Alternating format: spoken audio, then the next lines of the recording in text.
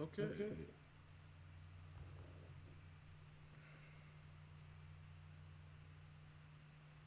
All right. So we don't know why. Well, hello guys. Mark Holmes here, and as always, thank you guys for watching, commenting, and subscribing to the Jobu Sports Report.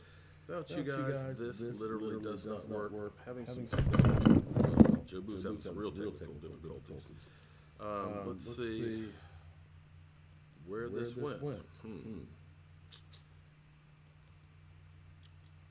For whatever reason, having some problems getting the streams going, and I'm trying to figure out where it's going.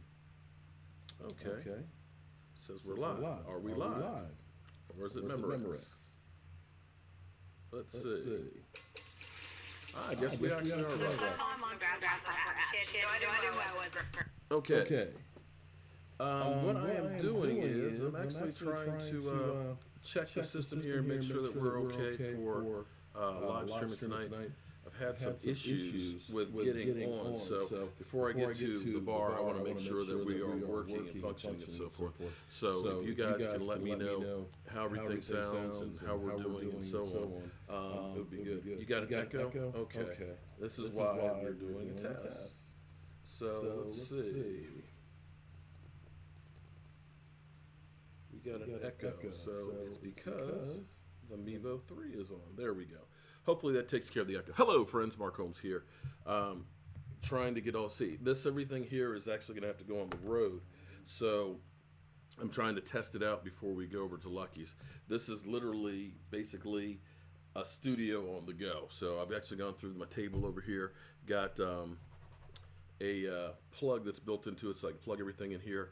The cameras and the lights are actually Wi-Fi'd or battery powered, so that way there's not cables for people to trip on, and hopefully we can get this thing together. And I'm just doing a check here to make sure everything's good. So hopefully, let me know how's it sound, because we're going to have E2 Blue, we're going to have DMV Dallas Cowboys, we're going to have Michael Anthony Fitness, we're going to have the stinking New York Giants fan. We're going to be all hanging out together, watching the draft in real time, and trying to keep you up to speed and try and figure out what the Dallas Cowboys are going to do. So I'm happy that we are working this, and let me try and see if the cameras will be able to go from location to location, because we're actually going to use multiple cameras. The thing that's going to be cool for me, I'm still learning the system and still having a few bugs here. Looks like I lost one of the cameras. So let me switch over. One of the cameras we lost the signal to. This is going to be kind of cool when we get to disconnected. Why did it disconnect? Okay. Might be the battery might be dead. Okay, hang on 1 second here. Let me check something.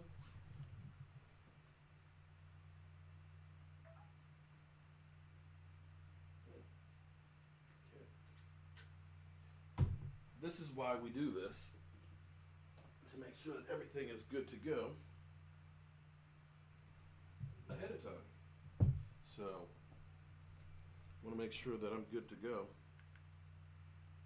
I could have swore that battery was all the way charged up. Okay. So let's get that charger on there.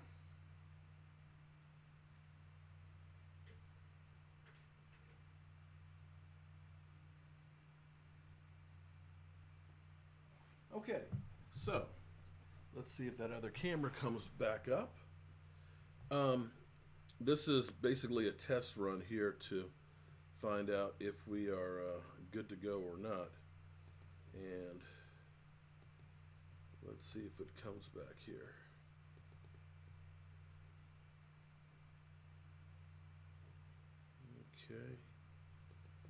Okay.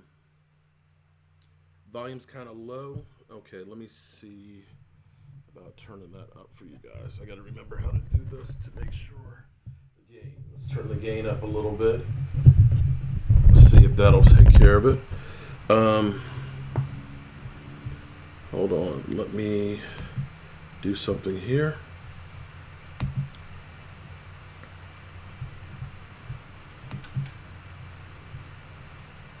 Thank you guys for bearing with me because I know it's a pain in the butt with these kind of strings. So my question to you guys, and we'll see if we've got it back up or not.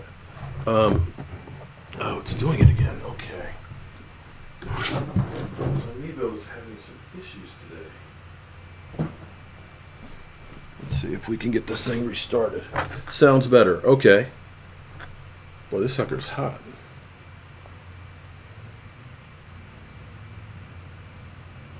Let's try and reset this thing.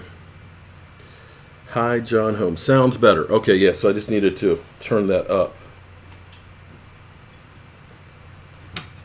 Okay, so this Mevo's having some issues today. Okay, so who do you guys want to get in the draft? That is the big question for you all. Who would you like to see the Dallas Cowboys go for? Let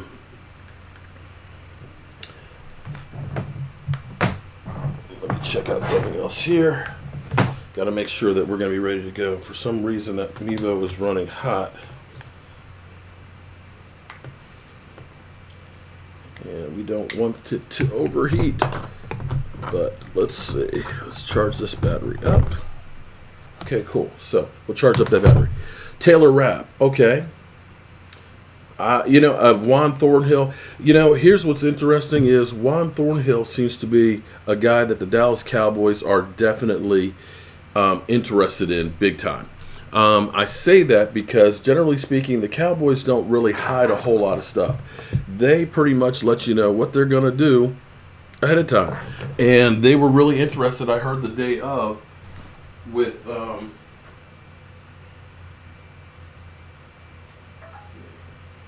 they were really interested in Leighton Vander Esch, is what I was told. And that's who they drafted. So you can believe if Thornhill is there, with all the words that we've been hearing about this, that I think he definitely will be the guy that they pick. I'd be happy with the safety, without a doubt. I have been actually running around a bit here because I've got all kinds of stuff that we're trying to do to get ready for the draft. Now, for me, this is kind of cool, guys. I'm working on getting this stuff together where this is really a mobile studio. I'm looking forward to, when the season gets here, being able to go ahead and do the events and stuff with Cowboys Experience and stuff. So when we do autograph signings and things like that, I can have a camera over with the players and stuff, and you can see those guys, and we'll be able to do live streams and things. So this is kind of a test run on all that stuff. So hopefully this will work out real good. I want to be the boys to draft Mark Holmes to do the radio. I appreciate that, man. I tell you, this has been a learning experience for me. I've been doing this now for a while, and it's been, it's really, it's been a learning experience, to say the least. I want to show you guys what actually, when I do a show, it's kind of funny because you have no idea how many different things I have to do at the same time. So let me go through. Now that I've got, wait a minute, 3, this is 2. Let me show you guys what I actually do. We have multiple cameras, okay? So I've got a Mevo. Actually, let's do it this way. All right, we're going to take this is actually a webcam that's right here. So this is what I'm looking at when I do a stream. So over here, I actually have the comments and everything else, so I can see what you guys are saying and so forth, right? I've got this cell phone here, which actually controls the cameras, so I can zoom in or zoom out with it, okay? And then I have this software here. So this is actually what's going out on air. This is actually previewed up here, and then I can control this stuff. So if I push up here, you can see where I can put like graphics on the screen and stuff. So all that stuff's loaded in there. Or if I go through, I have like media set up. Let's see, where is it? Media set up in here. So these are all like preloaded stuff that I have. So if I want to go ahead and do this one, I can go through, push the auto key, 23-hour lockdown, and now that's what you guys are seeing. Then it's going to switch back to the camera. Got shit on me. So now it switched automatically back to this camera. So this has been a learning experience for me to figure out, oh, let me show you one other thing too. And this is what's crazy. So that's a wireless Mevo camera, of course, with one light right there. One thing we found out with the sports bar is it's kind of dark. And so when we got everybody in there, it's kind of dark. You don't really see very well. So then there's a second camera right there, as well as another light. Now, what's cool is we can actually take, when we have the Cowboys fan club watching games and stuff, we can put one of those cameras over there. So that way I can put like picture-in-picture in here so you can see the reaction of the fans of the bar and things like that. And I can adjust it so you don't see all of the TV, so I won't get demonetized. This is kind of cool for me to be able to finally get this all together and to be able to work this and get it together.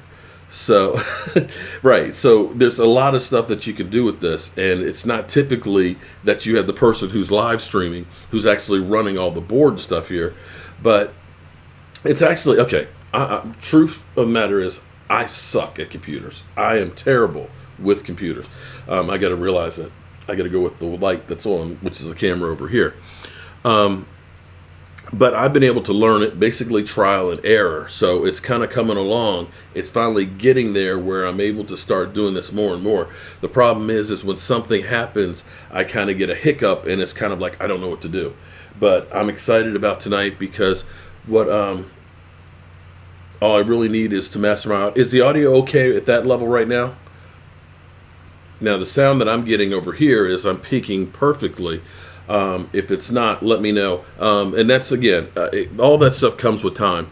I just have not had experience in doing any of this stuff. This has all been trial by error. What do I think of Jalen Hurd from Baylor? He's not bad. I wouldn't, here's the thing. Going into the draft, you can have guys that look incredible, but you really don't know until you get into the NFL how they're going to be able to react. Because here's the thing that's amazing, and I want you guys to think about this. If you've ever played football, okay, imagine playing high school football, right? And you may have done really, really well. All right, think about this. Basically, about 1.5% of high school players go on to college. For me, I played high school football. I didn't think I would ever play college football because I tore my ACL. Basically they told me you might be able to play a couple of games at the end of the season, but I was determined. Literally 2.5 weeks after having my knee scoped. This is a true story, and people say you're a liar, but no. This is when the scope first came out. They were new with actually using the orthoscope. So what they did was they basically just went in, they cleaned up my knee. They took out my ACL. And they said, basically, you're going to rely on your muscles and strength to keep it together. And I started doing, the surgery was on Friday. Monday, I started doing therapy on it. And 2.5 weeks later, I was playing. And I probably shouldn't have been playing. But I was determined to get back on the field. And so after having that experience, and after UVA basically saying, if you get accepted to school, you can try out for the team, I'd given up on football dreams. But I went to JMU. Doing track and field, I got recruited by Coach Jones, a former Dallas Cowboys, for a minute, had a cup of coffee there until he broke his wrist, and started playing college football. So, the speed, the size, and the strength from high school to college, holy moly, it was incredible. You literally were like, I can't believe how fast these guys are. Okay, so, now, take 0.5% of all of those college players, just 0.5%, the very cream of the crop, and put those all together in the NFL. And what you're going to find is there's a lot of guys that look really good in college, but they can't handle the speed and the strength and the learning curve of the NFL. And a lot of times what you'll find is guys that are highly rated, guys that there's a, this guy is going to be a stud. The pressure to perform is too much for him. A lot of guys, it ends up being that I was always just naturally gifted. I was always just great playing football. I didn't really have to try that hard. I got to be honest, Charles Haley in college, Charles was one of those guys who was just country strong. He hated to lift weights. He almost never saw him in the weight room. But he was just naturally gifted, and you could see he was playing on a whole nother level. Fortunately, the level he was playing on when he got to the NFL was still above the majority of the people. But when you get guys that now all of a sudden they're not the best on the field, they're not the guy who's just naturally strong. Some of those guys wilt. And what you find out is guys that succeed sometimes are the ones you don't think a lot about because they've always had to work on their craft. They've always had to be that tactician to run that route exactly right, to be able to be on the level of somebody elite. This is not a knock at, say, Des Bryant. But see, Des Bryant was always one of those guys who was just naturally more gifted than everybody else. He could just show up on the field and out-muscle somebody else, out-jump somebody else.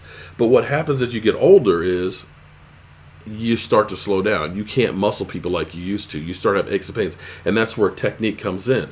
So a lot of these guys you'll look at right now, especially combine, and that's the thing is it's kind of, I'm trying to think of the word here, but it kind of jades what your thought is on a player. You see a guy out there that is just like, boom, so fast.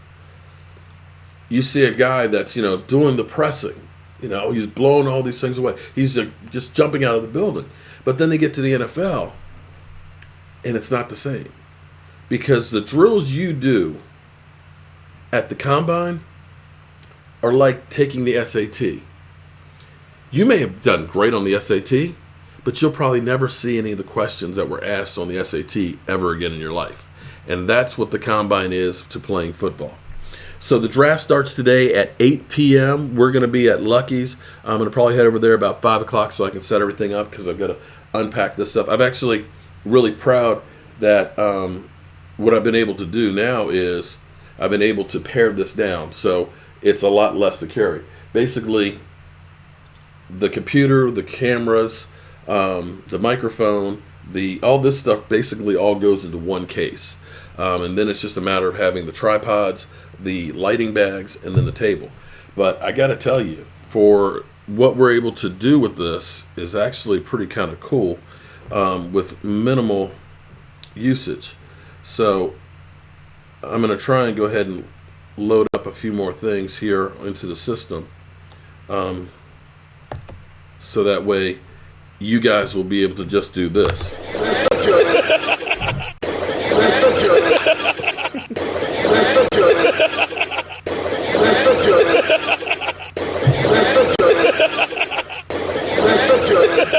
So you guys will just be able to sit your ass down and watch us. I can't wait, man. This is going to be so much fun. Oh my God, I am so hyped. I wish I were at the draft this year. This is the first time since, God, what year? The last time I wasn't at the draft was 2014, I think it was. Well, the first year was in Chicago. I was there 2013 in New York City. Yeah, I was at New York. That was when Travis Frederick was drafted. Didn't go 2014. 2015, I was there. 2016, 2017. Yeah. So this is kind of rough for me not being there. But I'm happy that we're going to be with my boys. Happy that we're going to be in the man cave. So tomorrow night, we're going to start out probably about 7 o'clock. Or wait a minute. No, the draft starts earlier tomorrow. We'll probably start out at 7 o'clock broadcasting. We're going to be in the man cave downstairs. We're going to be eating some chicken wings and stuff. I've got to actually go work tomorrow and come back and get everything together. So I've been working on trying to get everything together. So 8 o'clock Eastern, Zachary, is the time it starts. For here, if you're in Dallas, it's of course 7 o'clock your time.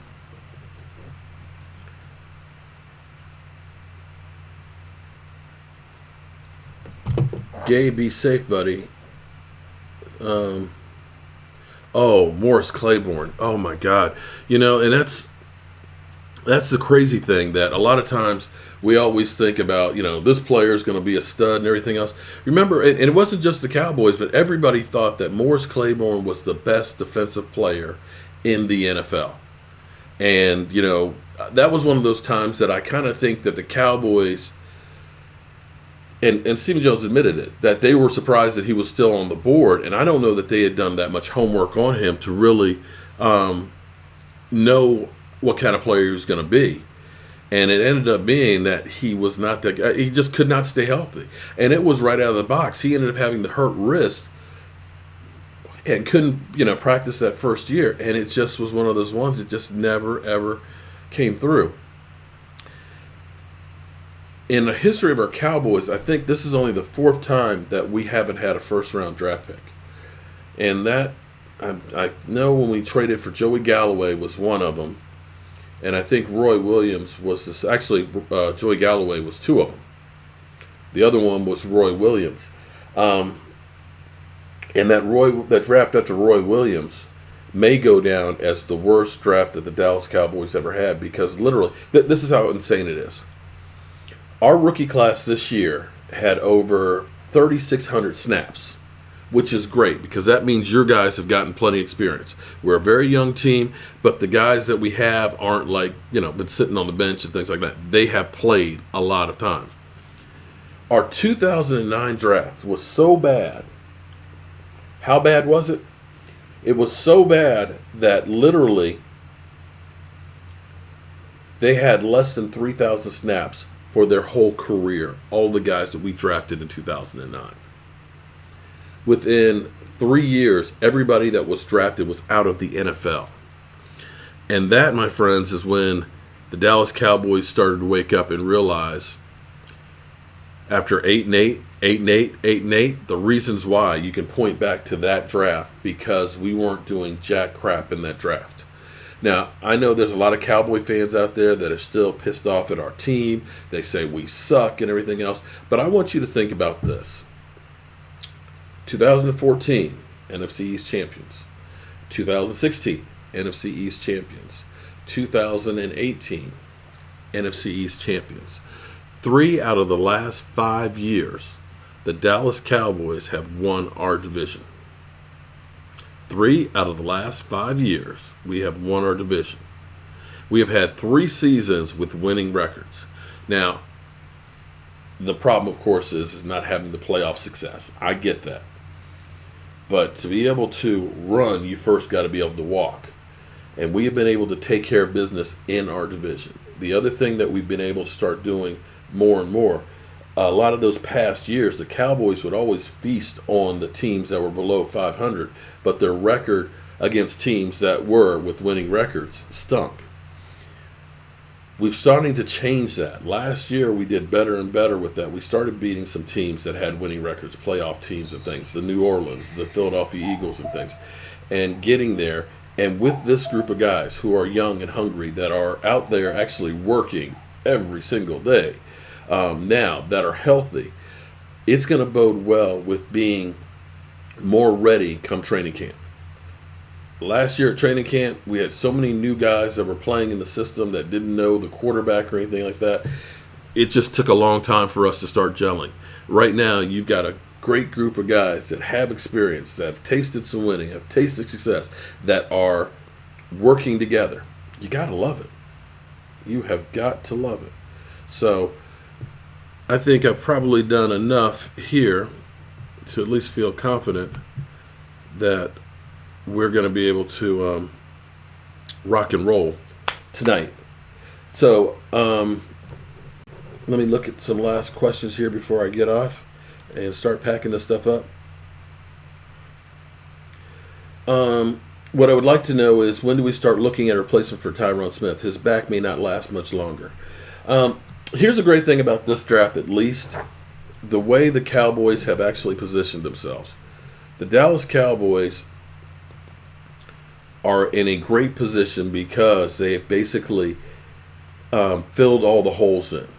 There's places that you would like to have an upgrade in, but you can look and say, we've got people that can start everywhere. Okay, offensive line, Tyron Smith is going to miss a couple of games. That's just the way it is. But Tyron Smith is still one of the best tackles in football. So you have a Cam Fleming that can jump in for him. Zach Martin, best guard in football. Okay, he'll be healthy. Travis Frederick is getting back to where he was. He's going to be ready to rock and roll. So you're good there. If you end up losing Travis Frederick or Zach Martin, you've got a guy in Joe Looney who has got valuable time at center and also can play guard.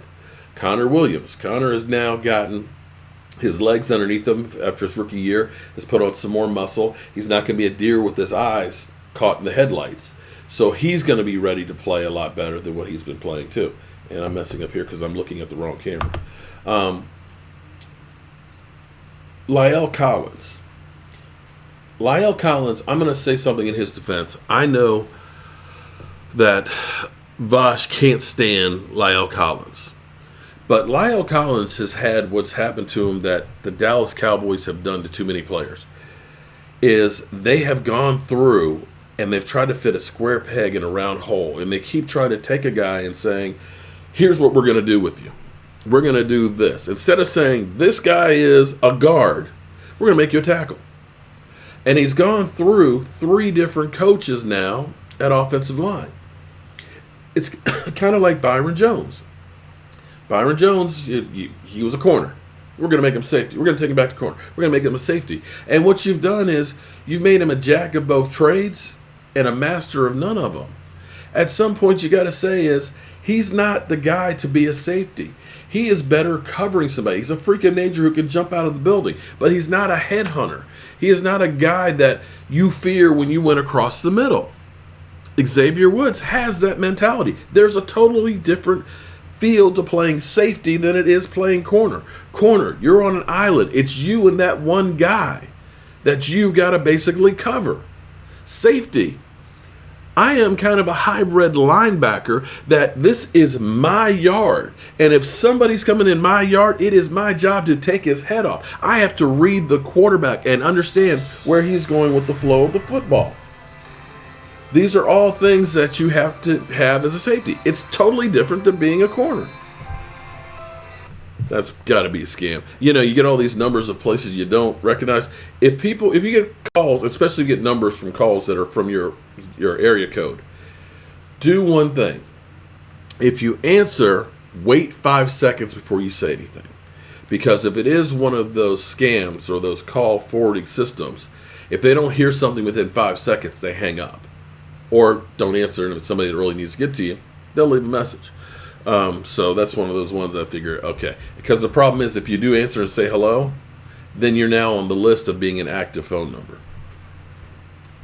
I don't see us going at tight end at all. Actually, We'll get a tight end. I actually do see us going at tight end because tight end is actually a lot more important than a lot of people will give credit to. I'm just checking out the setup here. And so far, so good. I still have some issues with this thing going live directly, but I think I've got it figured out. I don't, well, I tell you what. If the Cowboys do trade up, it will be one of those things that'll be a last minute because they have their mindset on the guy that they believe is going to be the one that is going to be the difference maker. And so it's going to be somebody Will McClay is going to say is, this guy I am definitely sure of. That's the only way you see them. And it will have to be a hell of an upgrade for a position than what we have right now. So I think Michael Anthony out of nowhere. Yeah, he's just coming in checking to make sure we're going to be ready to go. So You can go later? I can do it later when we finish. What's that?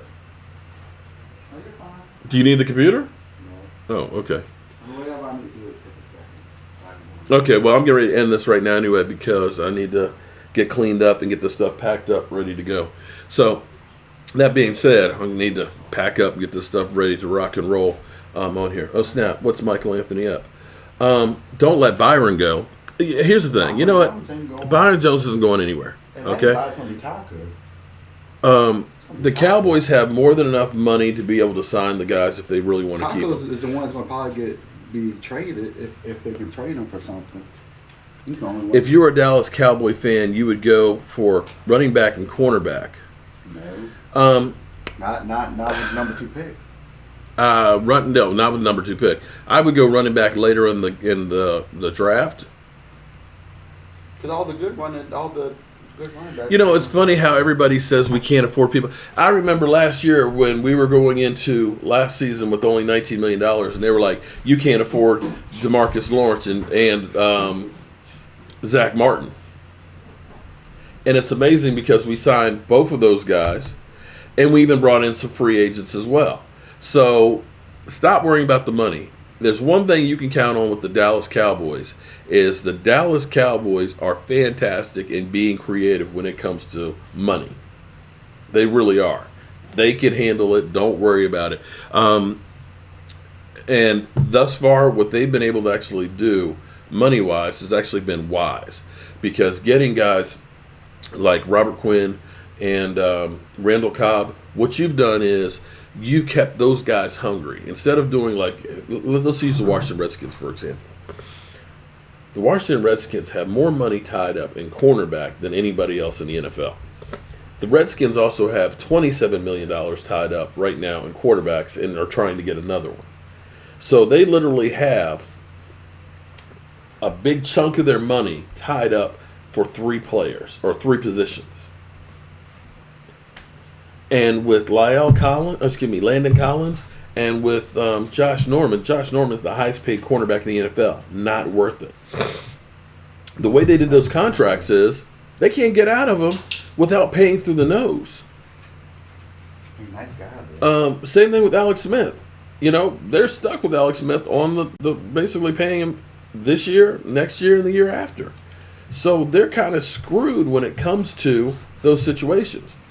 The Cowboys, with Robert Quinn, if he plays well, you can let him go. And guess what? You'll get a compensatory pick. Same thing with Randall Cobb. Or you can re-sign him if you want to. But there's no pain if you don't. The same thing with D-Law. After 3 years, D-Law is gone. And here's the funny thing, because everybody keeps talking about it's $105 million. Well, no, look, you already franchise tagged him. That's $20 million, okay? So what it is really $45 million for 2 years, which is basically a little bit above what the franchise tag price is. But after 3 years, if his back's an issue, if he's, hasn't played well, you let him go. And you don't have any dead money from it. That's where the Cowboys are getting wise. So when you see them do Amari Cooper's deal, Amari Cooper's going to get paid. But they'll do it a deal that they're going to fit it into the cap where it's going to actually be a smaller hit than what they're taking right now. And it'll be the same thing with Dak Prescott. They'll probably do Dak Prescott like a 6-year deal, kind of like what they did with Tyron Smith. Tyron Smith's contract at the time blew everybody away. They're like, oh my God, $90-some million for a tackle? But his cost of what you're paying him a year now is actually relatively cheap. So they'll get this thing done. They'll be able to keep Byron Jones if they believe he's the guy. But understand, Byron Jones has only had one really good year. Oh, it came. Cool. He's only had one really good year. So let's get another year behind it before we say that we can't live without that guy. Okay? And why y'all have to all come on here now? Okay, I tell you what. We're going to end this stream. We're going to save something because we're going to have like 6 hours of talking tonight. So I'm going to get my stuff packed up, ready to go, try and see if I can make myself look a little prettier. But we're going to be ready to rock and roll tonight. I hope everybody tunes in for our draft show. I've got to try and learn one other thing here because I want to be able to Skype some people in. But I guess actually I could just Skype somebody in and just let me see how bad this camera looks with this over here. Some of those softwares they have Skype unless you. Well, they do, but it's a matter of me learning how to do it. So, you know what I could do? Oh, I know how I could do this. I could easily Skype somebody in by basically having them Skype on the computer and just put a camera here on front of it, and boom, I can do picture-in-picture. That's good enough. Yeah. So if yeah. I can get Philly 500 after they do their pick tonight and see what they do. You need to do? Get Philly 500 and U.S. Secret Giants fan because he has some words for Philly 500. Well, he has some words for him after watching that video. Yeah, so he has some words for him. So I need to get one more of my web cameras in, just in case. Boy. But I tell you what, though, guys, tell me this doesn't look pretty. Look at this. Look at. Can you believe this? This has been in the works for quite a while here, and it's kind of cool. But while I've been saying this has been in the works, what I have to do is I got to thank all you guys, because the reason I've been able to do all this stuff is because you guys watch the videos, you guys comment, you subscribe, you guys donate to the Jobu Sports Report through donations and things like that, through super chats. So when I always say I can't do this without you guys, I couldn't be right here where I am without the support that I've gotten from you guys. So give yourselves a clap. Not a Jason Garrett clap, but a real clap, because it really is about all of us together. And I'm hoping, I'm praying, and I'm doing everything I can to try and make sure that next season goes all the way. And I want to make sure that we're there giving you guys, from the fans' perspective, the best coverage in the NFL. And it all starts tonight. So I can't wait to get here and get rolling on the stuff. So, guys, thank you. And I will see you guys